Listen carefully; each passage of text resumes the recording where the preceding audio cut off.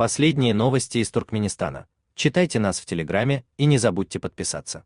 В военных вузах Туркменистана недобор студентов, а выпускников средних школ с военным уклоном, шантажом заставляли туда подавать заявления.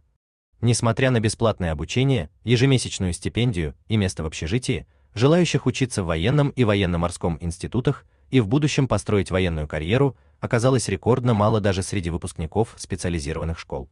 Молодые люди предпочитают поступать в гражданские вузы либо уезжать за границу.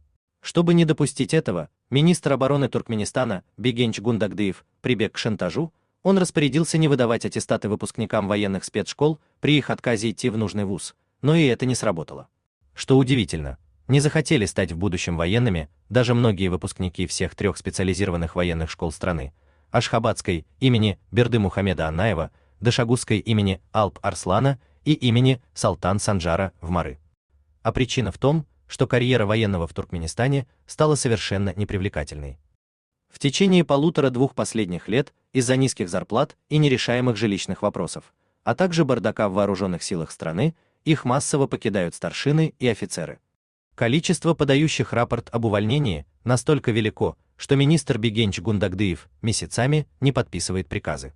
По данным Туркмен Ньюс, в настоящее время на столе у министра лежат заявления об уходе по собственному желанию от более чем 700 старшин и офицеров. Их уговаривают остаться, не возвращают паспорта, но в ответ те просто предпочитают не выходить на работу, самовольно оставляя часть.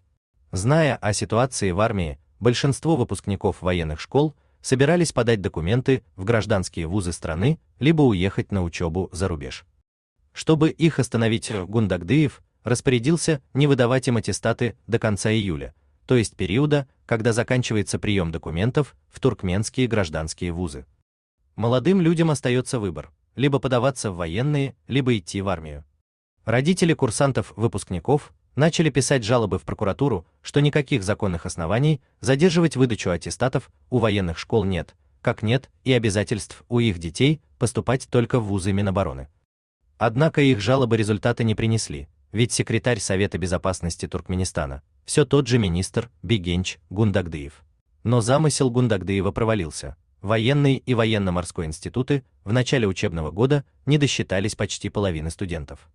Такая же ситуация и в пограничном институте Государственной пограничной службы.